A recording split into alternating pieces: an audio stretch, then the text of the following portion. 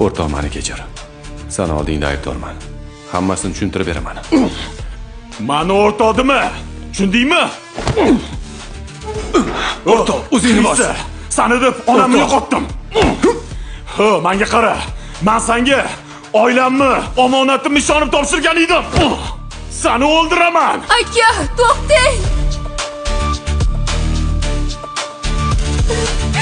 Unaqa qilmang, iltimos aka. Do'stingiz sizga xiyonat qilmagan. Hozir men sizga hammasini tushuntirib beraman.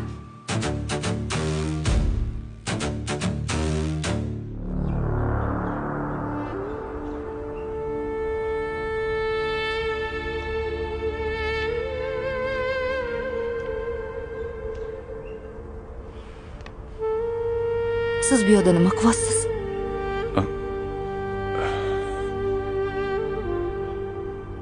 Zebo, yaxshimisiz? Yaxshi, rahmat. Sizga hammasini aytib beradigan vaqt keldi. Nimani? 2000-yil onangizlarning kasalligi tufayli Sodiq ikkalamiz doktor bilan ko'rishdik. Hammasi shundan keyin boshlandi. Menga qog'ozga o'ramasdan gapiravering. Doktor, onam tuzalib ketarlarmi? Uka, onani kasalliklari juda ham og'ir. Uni davolash uchun juda katta pul kerak. Shunda ham tuzalib ketishlariga kafolat yo'q. Doktor bilan suhbatdan keyin onaxon tuzalib ketishlari uchun pul qidirishni boshladik. Hech kim yordam bera olmadi. Do'stim ilojsizlikdan qiynalayotganiga shundoq qarab tura olmas edim.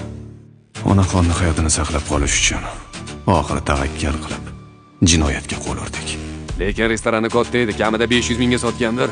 Yana ana kelyapti. Menga sen hushyor bo'lib turgan, tushundingmi? Faqat pichoqqa ehtiyot bo'l, o'rtoq. Bo'lsa, ertaga grefni dodasi mendan.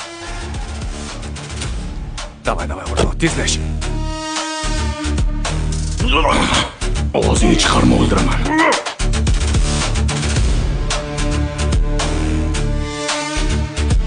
Ketdi, bos. Mahallada operlar yuribdi. Qanaqa oper? Bo'lmayapti. O'g'irlab ketdi. Savat qil. Ay, qoch ketdi. Ketdi, bos.